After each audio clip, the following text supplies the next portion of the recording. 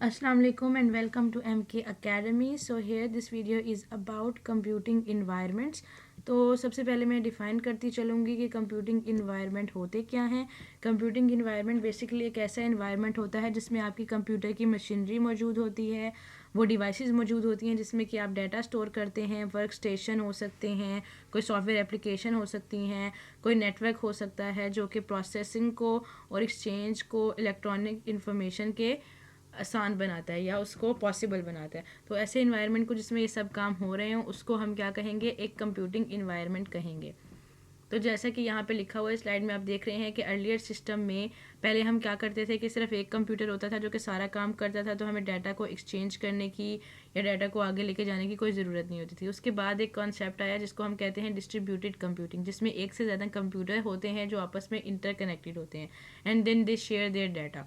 तो इस कॉन्सेप्ट को कि जब डिफरेंट कंप्यूटर्स आपस में कनेक्टेड होते हैं हम कहेंगे डिस्ट्रीब्यूटेड कंप्यूटिंग। अब operating systems have now support for networking multiple system.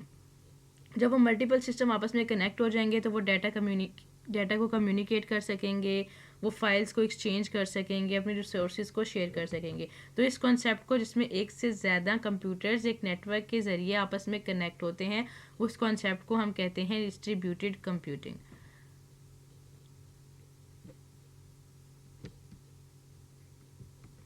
Okay, next slide.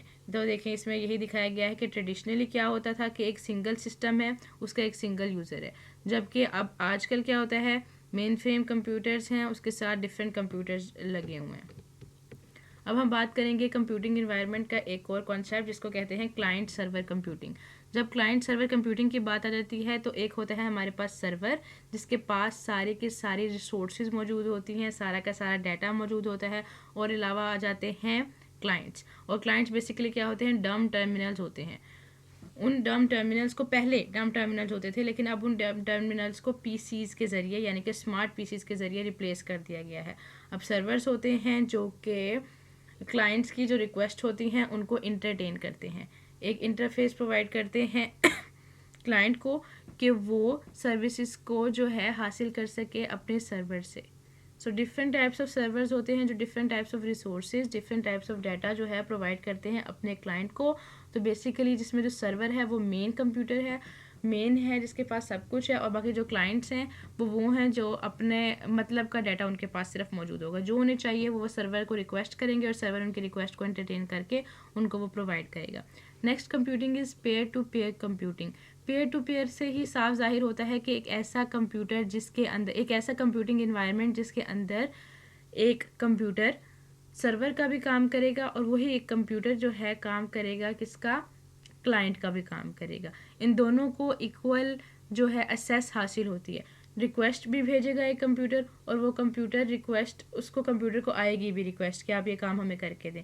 तो basically peer to peer computing एक ऐसी type of computing environment generate हो जाता है जिसमें ये नहीं कहा जा सकता कि कौन सा कंप्यूटर सर्वर है और कौन सा कंप्यूटर क्लाइंट है। They are peers, basically they are pals और फ्रेंड्स, ऐसे कहा जा सकता है। देखें लिखा हुआ है कि एक्ट एज अ क्लाइंट और सर्वर और बोथ।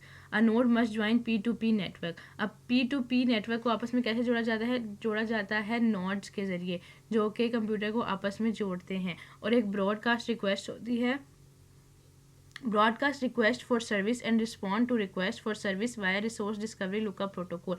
तो बेसिकली इस लाइन का ये मतलब है कि बाज़ औक़ात ऐसा होता है कि बहुत सारे कंप्यूटर्स आपस में कनेक्ट हो जाते हैं और उनमें से किसी एक को कोई सर्विस चाहिए होती है, तो वो वहाँ पर एक क्लाइंट का काम करता है और वो रिक्वेस्ट भेज देता है। तो इस रिसोर्स डिस्कवरी और लुकअप प्रोटोकॉल के ज़रिए देखा जाता है कि कौन सा कंप्यूटर ऐसा है जो इस क्लाइंट का, ये जो पेयर टू पेयर कंप्यूटिंग के अंदर एक कंप्यूटर जो क्लाइंट का काम कर रहा है फॉर सम टाइम, उसके लिए कौन सा कंप्यूटर ऐसा है जो सर्वर का काम करेगा। तो इस कॉन्सेप्ट को basically peer to peer computing कहा जाता है, और इस चीज़ को रिसोर्स डिस्कवरी और लुकअप प्रोटोकॉल हेल्प करता है कि अगर बहुत सारे कंप्यूटर हैं पेयर टू पेयर कंप्यूटिंग में तो वो हेल्प करता है फाइंड आउट करने में कि एक पर्टिकुलर क्लाइंट के लिए कौन सा कंप्यूटर जो है वो सर्वर का काम करेगा। अब हमारे पास आता है next computing, that is web based computing.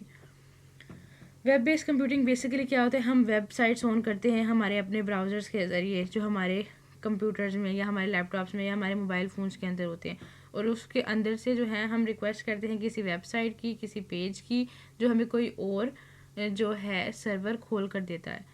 ठीक है, हम अपना ब्राउज़र अपने कंप्यूटर से खोल सकते हैं, लेकिन हम रिक्वेस्ट किसको भेजते हैं, किसी वेब सर्वर को भेजते हैं जो हमें एप्लीकेशंस प्रोवाइड करता है। और अब आजकल इंटरनेट का दौर है, सब लोग जो है वेब बेस्ड कंप्यूटिंग को अवेल करते हैं, बी इट पीपल और बी इट लाइक ऑर्गेनाइजेशंस और yes organization, everyone is just using web based computing most of the time. कोई हमें इसमें कोई क्लाइंट नहीं ज़रूरत होती किसी चीज़ की, ना हमें कोई स्पेसिफिक किसी सर्वर की ज़रूरत होती है, हमें सिर्फ ज़रूरत होती है एक वेब सर्वर की और एक इंटरनेट कनेक्शन की, और उसके बाद हम रिक्वेस्ट भेजते हैं और वो वेब सर्वर जो है हमें हमारी रिक्वेस्ट जो है प्रोवाइड कर देता है। अब आती है मोबाइल कंप्यूटिंग। कंप्यूटिंग किस चीज़ पे की जाती है, वो कंप्यूटिंग जो हम अपने साथ साथ लेकर फिर सकें। मोबाइल का बेसिकली मतलब ये होता है कि ऐसी कंप्यूटिंग जो कि एक पर्टिकुलर प्लेस से लिंक नहीं है, आप कहीं पर भी जाकर उसको यूज़ कर सकते हैं, पोर्टेबल हो, आप अपने साथ ऑफिस ले जाएं, अपने साथ कॉलेजेस या स्कूल ले जाएं, अपने घर ले आएँ, और इस तरह की कंप्यूटिंग जो कि बहुत ही आसान टाइप ऑफ कंप्यूटिंग होती है, ऐसी कंप्यूटिंग को हम क्या कहते हैं, मोबाइल कंप्यूटिंग।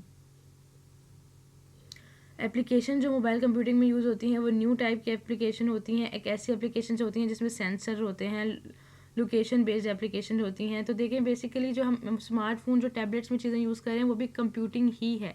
जो जीपीएस सिस्टम जो हम यूज़ कर रहे हैं, जो भी चीज़ें हम यूज़ कर रहे हैं, touch screen, small screen, basically ये एक टाइप ऑफ कंप्यूटिंग ही है। कंप्यूटिंग बेसिकली वहाँ पर शामिल हो जाती है जहाँ पर हम कोई इनपुट देते हैं और कोई आउटपुट लेते हैं, और इनपुट और आउटपुट के बीच में प्रोसेसिंग होती है।